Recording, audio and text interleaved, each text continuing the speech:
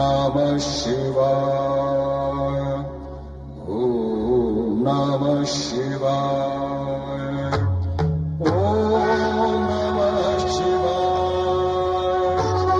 ओम नमः शिवाय। ओम नमः शिवाय। ओम नमः शिवाय। ओम नमः शिवाय। ओम नमः शिवाय। ओम नमः शिवाय। ओम नमः शिवाय।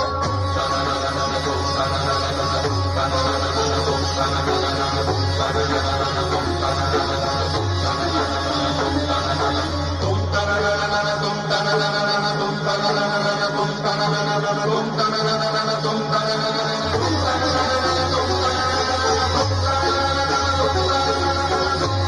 नमः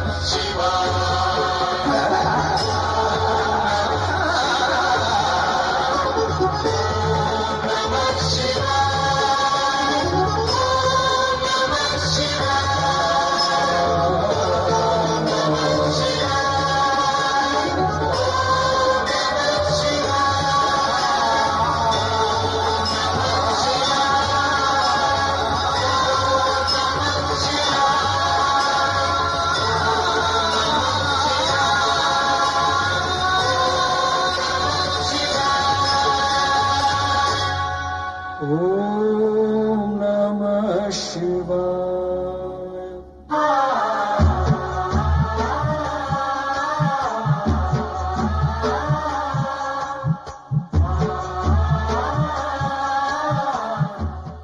हाँ? अरे उठो राजकुमारी जी। हाँ? सुबह हो गई, सूरज निकलने वाला है। उठो, चलकर गाय का दूध निकालो। उठो। मेरा लाडला पुत्र पुरेंद्र दूध के बिना रह नहीं सकता, उसे शीघ्र ही दूध चाहिए। अरे टुकुर टुकुर मुंह क्या देख रहा है, उठ।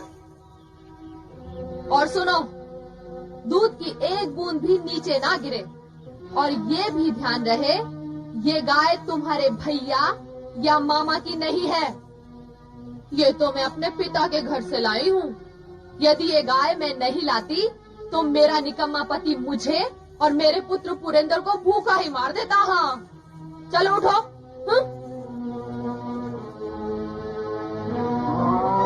अरे कहा था ना, एक बूंद दूध ना गिरे। हाँ, सारा दूध गिरा दिया निर्लज्ज कहीं का। मामा से भीख मंगवाएगा क्या भांजे? हाँ? भाभी, गाय की ठोकर से गिर गया, मैं निकाल देती हूँ। चल निकाल जल्दी। हाँ हाँ। ले बेटा। आजा आजा काली, आजा।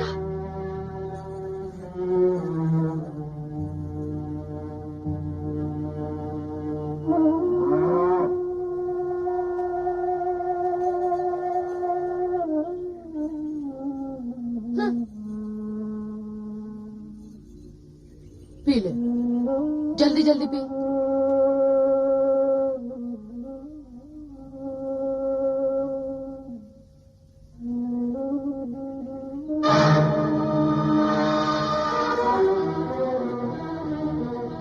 तू क्या देख रहा है आंखें चौड़ी करके? कुदृष्टि लगाएगा मेरे पुत्र को। हाँ, जा हट यहाँ से, गाय चराने लेकर जा। जा कह रही हूँ ना।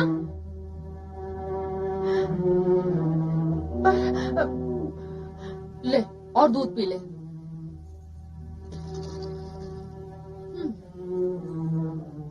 अब तू यहाँ खड़ी खड़ी क्या मुंह देख रही है महारानी? घर का कामकाज कौन करेगा?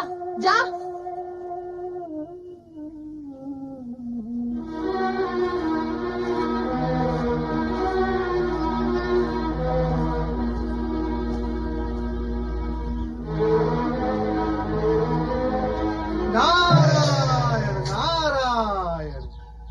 प्रणाम माता।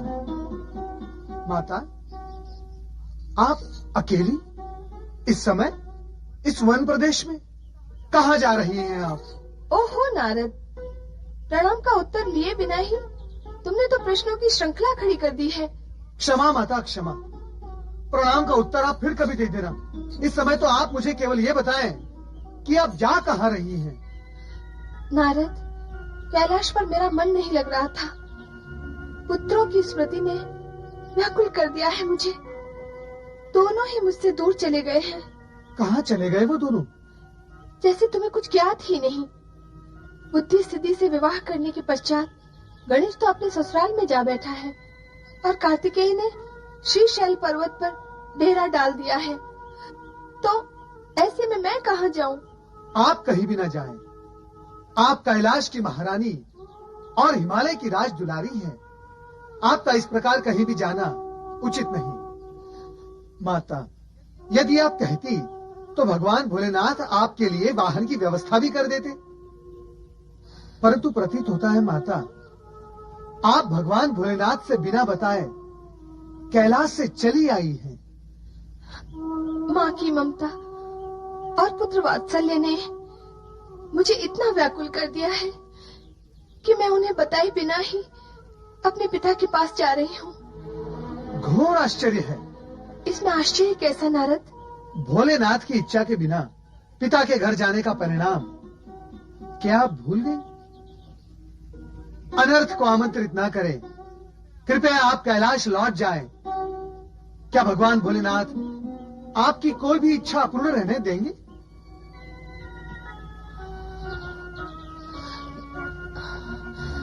हाँ, व्याकुलता ने मुझे कुछ अधिक ही अधीर कर दिया है। मेरा कैलाश लौट जाना ही उचित होगा।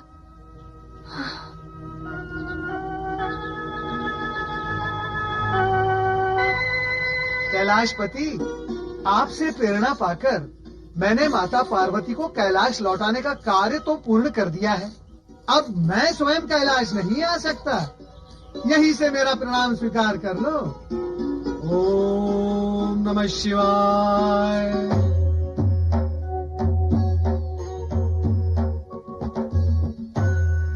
भोलेनाथ तो आज भी समाधि में लीन है। न जाने पार्वती माता कब लौटेंगी। माता पार्वती आ गई। प्रणाम। माता प्रणाम माता। माता प्रणाम। माता प्रणाम। माता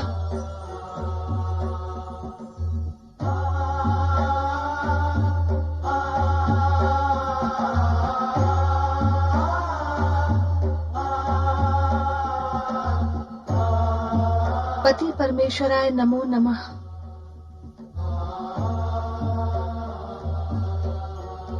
कहाँ चली गई थी देवी? गई तो थी पर जा न सकी। पर कहाँ और क्यों?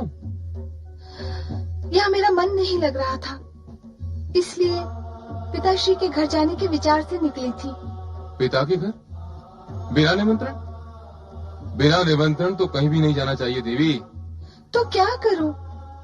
पुत्रों की स्मृति मुझे विकल करती रहती है।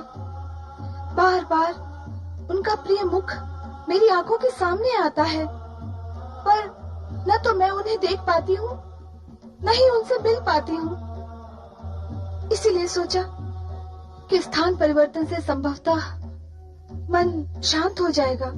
अवश्य हो जाएगा, चिंता ना करो। तुम्हारा पुत्र वियोग शीघ्र दूर होगा। एक ओर देवी पार्वती पुत्र वियोग में व्याकुल थी, तो दूसरी ओर एक माँ अपने पुत्र के दुखों से चिंतित थी। सुख दुख विधि के विधान में लिखे होते हैं, जिसका ज्ञान केवल विधि के रचनाकार भोलेनाथ को ही है। देविका की चिंता और उसके पुत्र उपमन्यु के कष्टों का निवारण भी केवल भोलेनाथ के हाथों में ही है।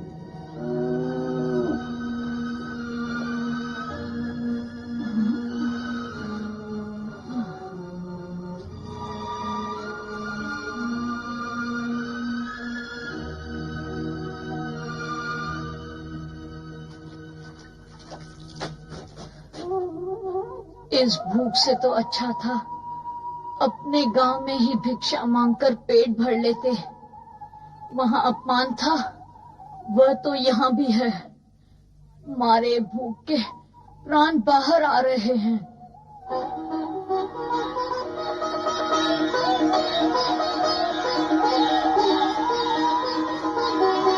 मन तो कहता है गाय का दूध पीकर ही अपनी भूख मिटा लूं।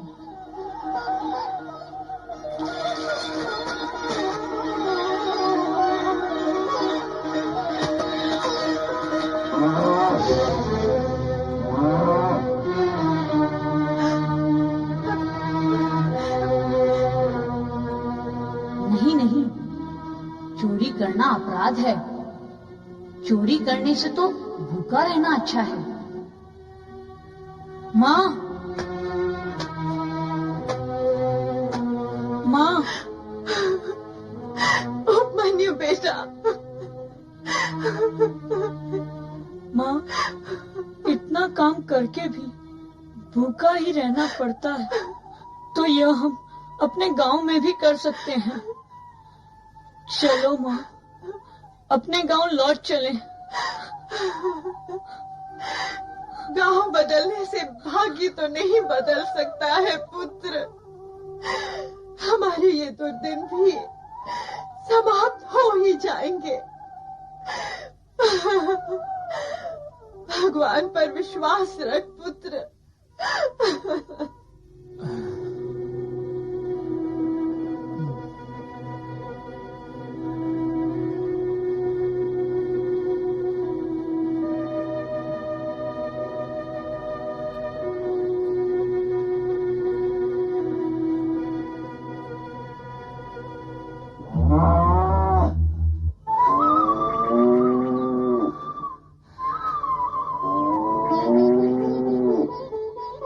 लो बहन, ये मिष्ठान है तुम्हारे और उपमन्यु के लिए। एक यजमान ने दिए हैं। तारा को पता चलता तो ये मिष्ठान पुरंदर को दे देते। लो, तुम और उपमन्यु खा लो। ये लो। मामा, मिष्ठान लाए हो हमारे लिए? हाँ उपमन्यु, ये मिष्ठान तुम्हारे लिए है। लो बेटे।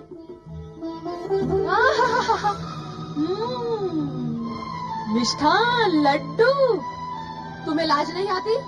अपने पुत्र को मिष्ठान न देकर पराये पुत्र को प्रसन्न कर रहे हो? हाँ, अरे कैसे पिता हो, धिक्कार है ऐसे पिता पर। उपमन्यु क्या पराया है?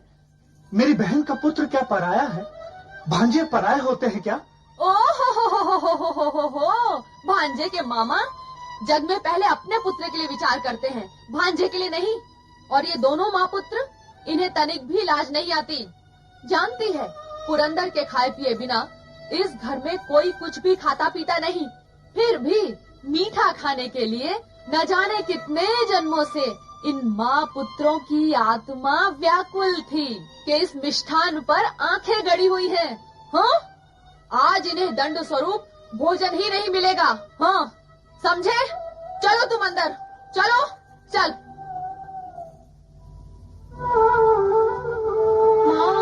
हाँ बेटा, भाग्य का लेखा कोई नहीं मिटा सकता।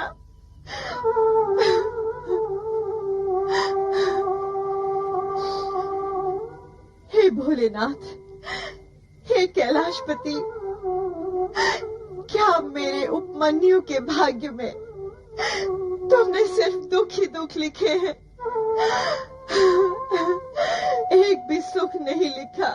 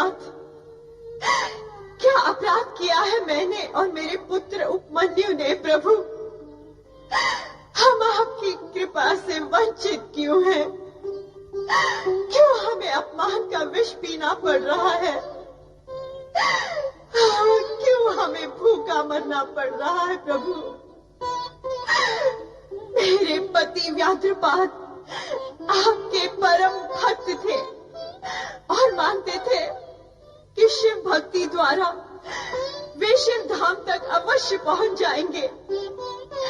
क्या वो सब असत्य था प्रभु? ओम नमः शिवाय, ओम नमः शिवाय। स्वामी, स्वामी, स्वामी, आप यहाँ भगवान शिव के चरणों में। स्वामी, आपको पता है, आपके चले जाने के पश्चात आपका पुत्र उपमन्यु दूध और भोजन के एक एक दाने के लिए तरस गया है। मैं तो जैसे तैसे भूखी प्यासी रह लेती हूँ, पर उसका दुख मुझसे देखा नहीं जाता है। स्वामी, भगवान शिव पर आस्था रखो देविका, भगवान शिव पर आस्था रखो। हमारा पुत्र अभागा नहीं, वो शिव कृपा का पात्र बनेगा। उससे कहो कि वो शिव भक्ति में स्वयं को समर्पित कर दे और श्रद्धा के साथ डूब जाए शिव भक्ति में। सब शुभ ही शुभ होगा, मंगल ही मंगल होगा। सब शुभ ही शुभ होगा, मंगल ही मंगल होगा। सब शुभ ही शुभ होगा, मंगल ही मंगल होगा। सब शुभ ही शुभ होगा, शुभ ही शुभ होगा, मंगल ही मंगल होगा। मंगल ही मंगल होगा।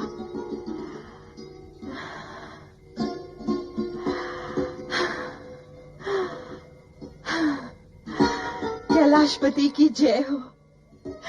स्वप्न में भी मुझे मेरे स्वामी के दर्शन करा दिए। धन्य है भोलेनाथ, धन्य है। हे शिव शंकर, मेरे उपमन्यु की हर मनोकामना पूर्ण करना प्रभु, हर मनोकामना पूर्ण करना।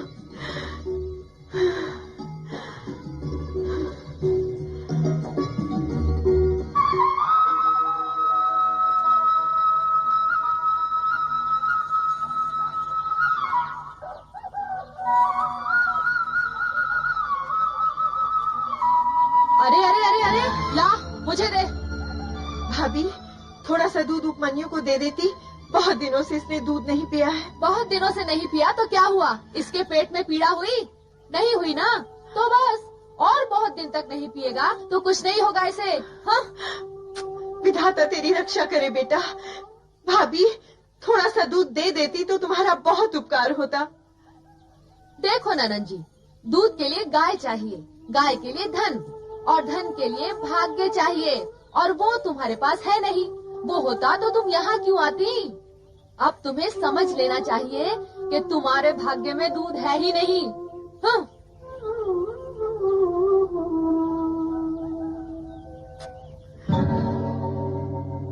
दूध, दूध, मुझे दूध चाहिए। दूध, दूध, मुझे दूध दो माँ। दूध, दूध, दूध, दूध, दूध, मुझे दूध चाहिए। दूध, दूध, मैं लाती हूँ। दूध, दूध, दूध, दूध, दूध, दूध, दूध, दूध, दूध,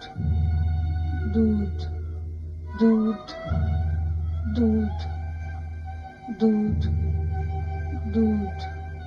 दूध, दूध, दूध, दूध,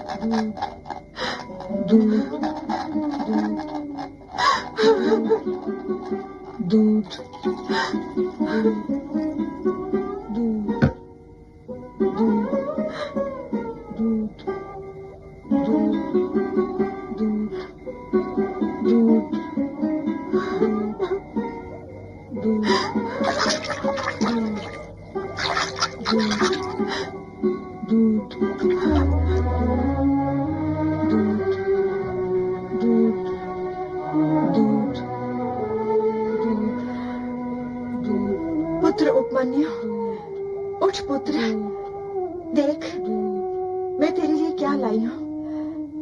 उठ, दूध पी ले पुत्र। दूध? हाँ।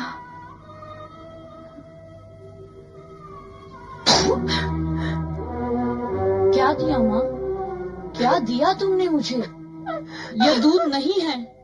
तुमने छल किया मेरे साथ। क्यों किया ऐसा? बोलो क्यों किया ऐसा?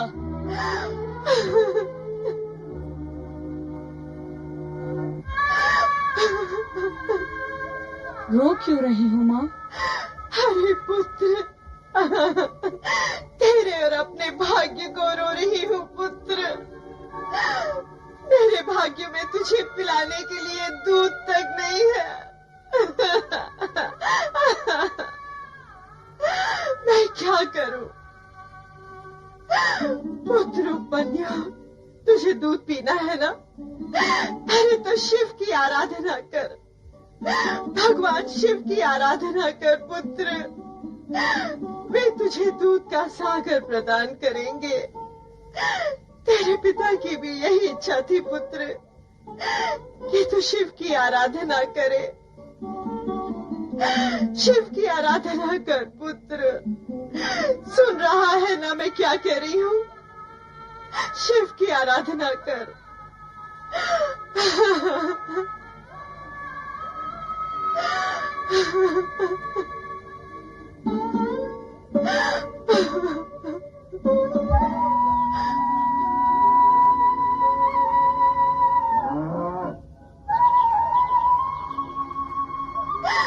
पुत्र उपन्या, तुझे दूध पीना है ना?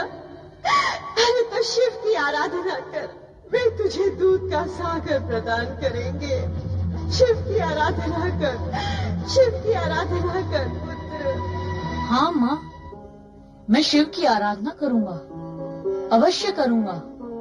अब मैं घर नहीं आऊँगा, दूध के लिए नहीं, तुम्हारी दुख दूर करने के लिए मैं शिव की आराधना करूँगा।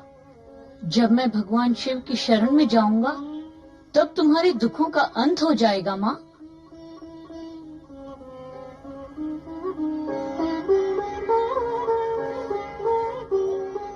तुम सब घर लौट जाओ। यदि बता सको तो मेरी माँ को बता देना कि मेरी चिंता न करे। उससे कहना कि तुम्हारा पुत्र तुम्हारी आज्ञा का पालन कर भगवान शिव की शरण में चला गया है। जाओ गौ माताओं, घर चली जाओ।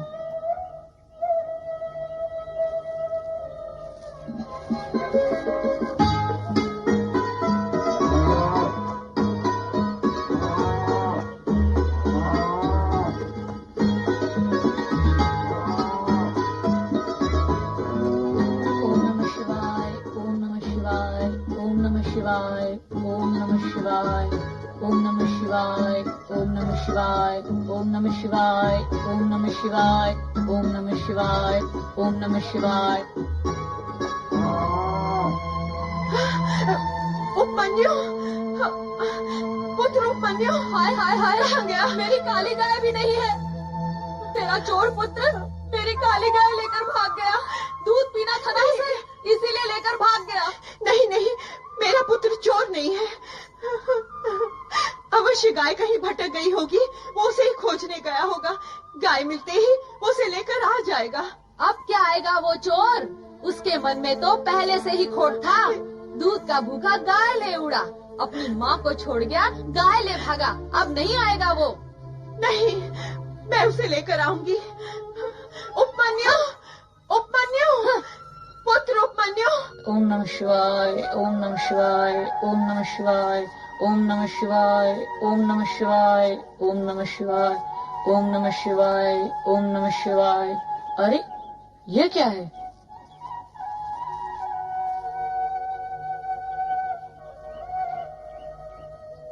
यह तो भगवान शिव का पार्थिव लिंग है। अब तो मैं यहाँ बैठकर ही आपकी आराधना करूंगा, पर इससे पहले पूजा के लिए फूल पत्र ले आता हूँ।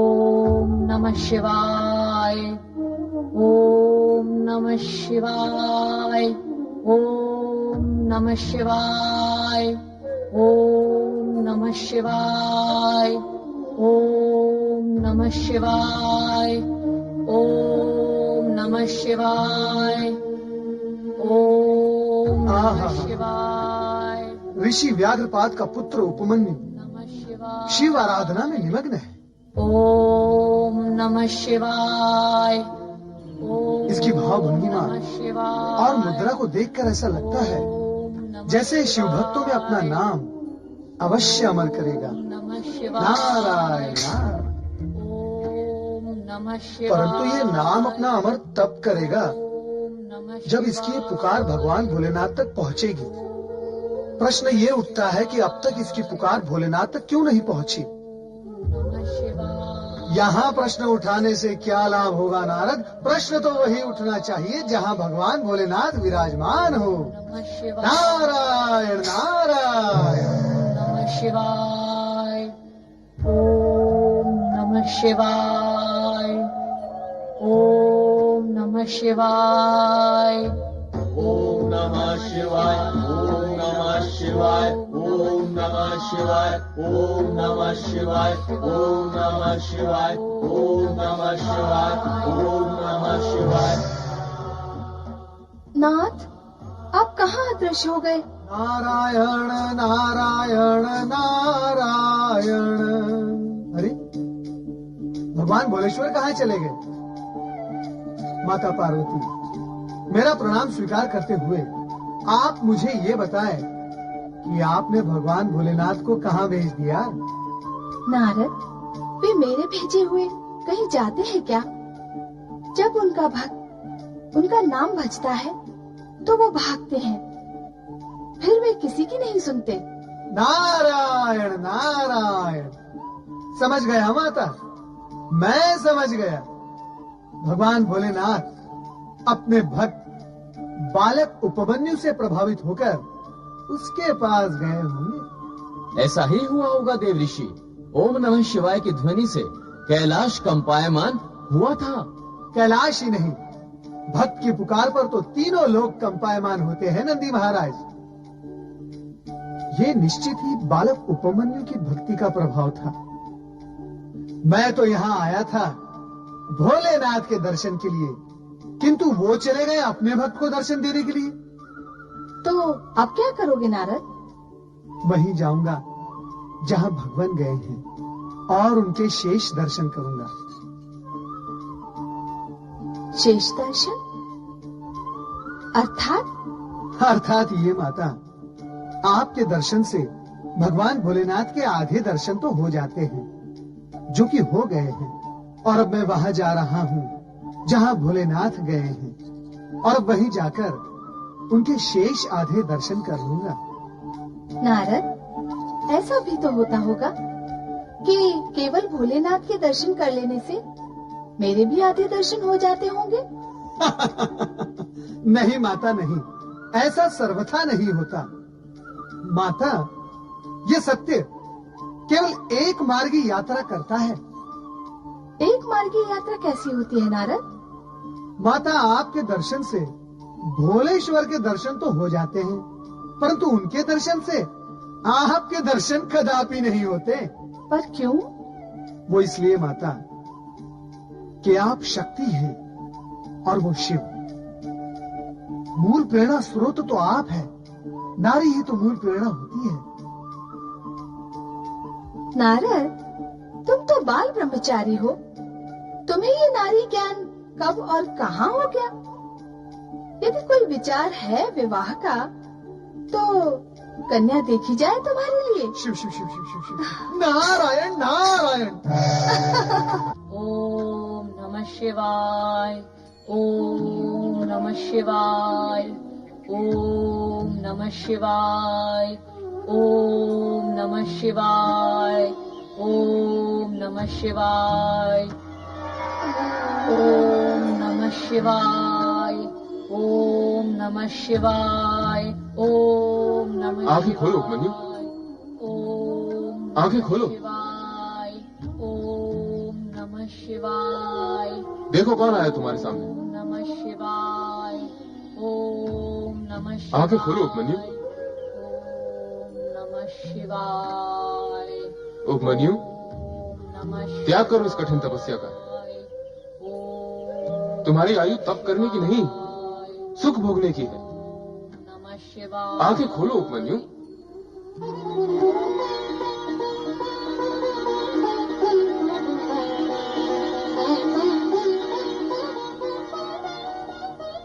प्रिय उपमन्यु, मैं तुम्हारी दरिद्रता दूर करने आया हूं, तुम्हें स्वर्ग का सुख प्रदान करने आया हूं। ऐसा सुख जिसकी तुमने कभी स्वप्न में भी कल्पना नहीं की होगी। आप स्वर्ग के राजा इंद्र महाराज हैं? हाँ, स्वर्ग का अधिपति देवराज इंद्र हूं मैं। आपको अनेकानेक प्रणाम। पर इंद्र महाराज, मैंने न तो आपकी आराधना करके आपको बुलाया और न स्वर्ग के सुख की कामना की है। फिर क्यों आप मेरी आराधना में विघ्न डालने आ गए हैं? क्या मैं तुम्हारी आराधना में विघ्न डालने आया हूं?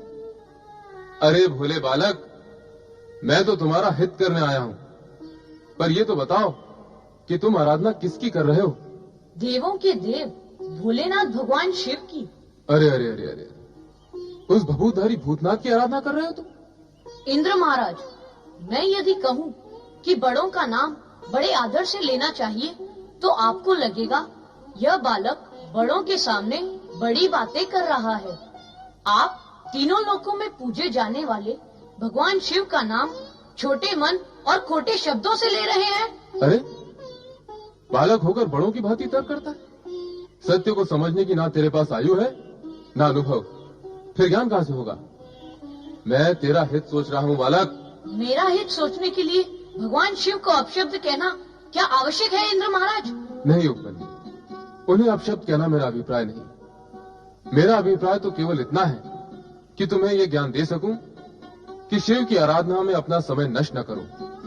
तुम्हें तनिक भी लाभ होने वाला नहीं है। तुम स्वयं सोचो, जिसके पास भभूत के अतिरिक्त अन्य कुछ भी नहीं है, वो तुम्हें क्या देगा? देने लेने का विचार तो व्यापारी करते हैं इंद्र महाराज, आराधना करने वाले आराधक नहीं। मेरी माता और स्वर्गीय पिता ने मुझे यही ज्ञान दिया है कि इस जगत में शिव से श्रेष्ठ अन्य कोई वरदाता है ही नहीं, और माता पिता का दिया हुआ ज्ञान कभी असत्य नहीं होता। वो शमशान वासी और श्रेष्ठ वरदाता? किस भ्रम में पड़े हो उपमन्यु? मेरे भ्रम के कारण आप क्यों चिंता में पड़े हैं इंद्र महाराज? अपना भ्रम मुझे प्रिय है। आपसे विलंब प्रार्थना है कि आप यहाँ से चले जाएं और मुझे शिव आराधना करने दें। अरे निर्बुद्धि, तू तो ज्ञान शून्य और अनुभव शून्य है। तुझे तो ज्ञान ही नहीं है कि शिव कभी किसी का कुछ हित नहीं करता।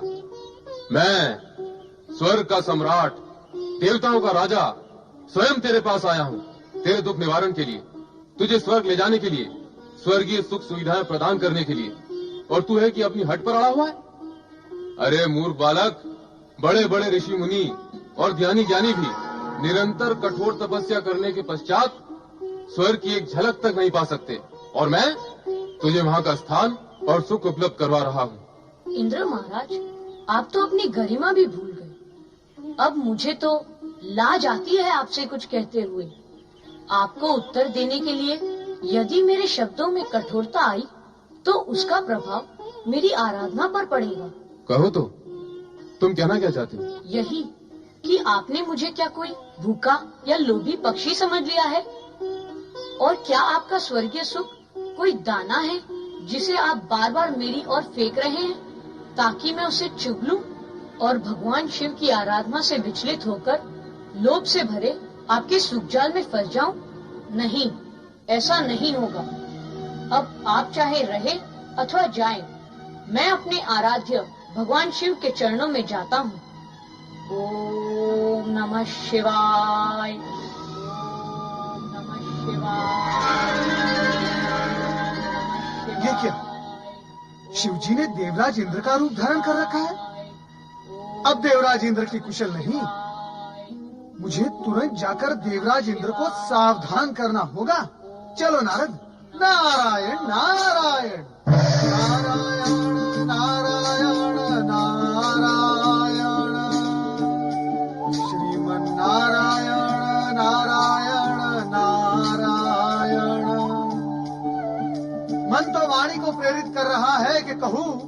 कल्याण भव, किंतु आत्मा का संकेत है कि मिथ्याचरण करके सत्य को प्रकट करना पाप है। क्या कुछ अनिष्ट की आशंका है देव ऋषि? भोग के पश्चात रोग के होने की आशंका ही नहीं रह जाती। रोग का होना ये निश्चित सत्य है, और ये सत्य आप भी जानते हैं देवगुरु। आपका संकेत हमारे... संकोच न करे देवराज। मेरा अभिप्राय आपकी ऐश्वर्यपूर्ण और सौभाग्यपूर्ण जीवन शैली से ही है। मैं तो आपको और समस्त देवगण को बधाई देना चाहता हूँ कि विधाता ने आपको कैसा व्यासपूर्ण जीवन प्रदान किया है। स्वर्ग का संपूर्ण सुख, सौंदर्य और यौन यहाँ उन्माद है। गीत, संगीत और नृत्य की मादकता यहाँ है। क्या कुछ नहीं, यहाँ सब कुछ है। ये सब तो भोग के साधन है देवर्षि, परंतु आप तो रोग की चर्चा कर रहे थे। हाँ देवराज, भोगी जब तक भोगों को भोगता है तब तक रोग आपस में चर्चा करते हुए भोगियों के समीप आ ही पहुँचते हैं। नारायण नारायण। देवर्षि, आपकी वाणी में व्यंग का भार अनुभव हो रहा है। अभी तक आपको अनुभव ही हो रहा है, क्या नहीं हुआ? देवराज, आप यहाँ विलास में डूबे हुए हैं और वहाँ आपके स्वर्ग पर अधिकार करने का आयोजन हो रहा है। आप किसके विषय में कह रहे हैं देवर्षि? अब क्या बताऊं, और ना बताऊं तो क्यों ना बताऊं? सोचता हूँ बता ही दूं, पर क्यों बताऊं? और बताऊं भी तो कैसे बताऊं? बताओ। सदा बताते हैं, वैसे बताएं। सदा जब बताता रहा हूँ तो विषय के केंद्र में कोई न कोई असुर अवश्य होता था, पर इस बार क्या कोई मानव है? अरे देवराज, मानव होता तो चिंता न होती। कैसे बताओ देवराज? तो क्या कोई ऋषि मुनि तपस्वी है? देवराज, ऋषि मुनि और तपस्वी आपकी कूटनीति के समक्ष कहाँ टिक पाए हैं? उन सबके पास तो आपने अप्सराएं भेजकर उनका तप खंडित कर डाला है। नारायण नारायण। दानव नहीं, मानव नहीं, ऋषि मुनि तपस्वी भी नहीं, तो फिर कौन है देवर्षि? कौन है वो जो इस स्वर्ग पर अधिकार करना चाहता है? देवताओं के होने का तो प्रश्न ही नहीं उठता। बताओ, क्यों नहीं? वो इसलिए क्योंकि देवताओं को तो स्वर्ग प्राप्त ही है। नारायण नारायण। जिन देवगण को स्वर्ग प्राप्त है उनके अतिरिक्त भी तो अन्य देव हैं। फिर तो त्रिदेव ही हैं। ब्रह्मा, विष्णु और महेश। देवर्षि, क्या इन तीनों में से स्वर्ग का कोई इच्छुक है? ब्रह्मा और विष्णु भी इनके सम्मुख। नारायण नारायण। अब बता भी दे देवर्षि, क्या आप भोलेनाथ की बात कर रहे हैं? आपका अनुमान सत्य निकला देवी सची। देवर्षि, भगवान भोलेनाथ स्वर्ग पर अधिकार करना चाहते हैं, और क्यों? क्यों? ताकि आपका यह अमोद प्रमोद और भोग विलास सदा सदा के लिए समाप्त हो जाए। मुझे नहीं लगता कि भगवान शिव शंकर ऐसा करेंगे। लगता तो मुझे भी नहीं है देवर्षि। नारायण नारायण। अर्थात आपको मेरी वाणी पर विश्वास नहीं देवराज, तो फिर आप स्वयं जाकर देख ले। कहाँ? विंध्याचल देवराज, विंध्याचल।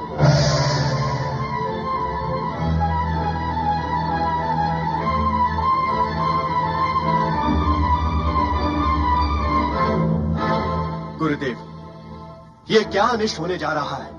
देवराज, अवश्य आपसे भूल हो गई है। आपको शीघ्र ही भोलेनाथ के पास जाकर उनसे क्षमा याचना मांगनी चाहिए। यह तो अटल सत्य है कि देव ऋषि कभी असत्य भाषण नहीं करेंगे। ओम नमः शिवाय, ओम नमः शिवाय, ओम नमः शिवाय, ओम नमः शिवाय। हे भक्त, अब आरंभ होती है तेरी भक्ति की अग्नि परीक्षा। नमः शिवाय, ओम नमः शिवाय, ओम नमः शिवाय, ओम नमः शिवाय। अब भी समय। अरे अज्ञानी, मान ले मेरी बात, त्याग दे शिव का विचार। नहीं, प्राण त्याग सकता हूँ,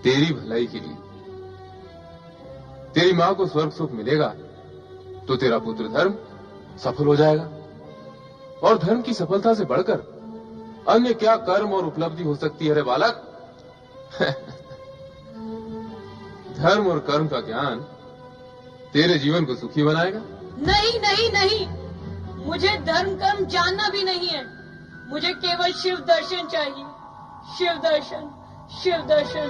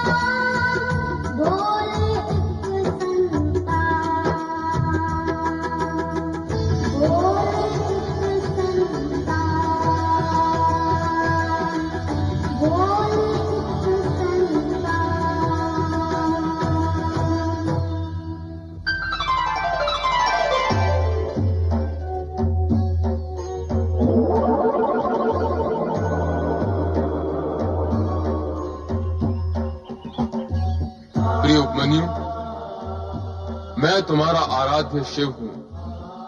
आंखें खोलो पुत्र, आंखें खोलो।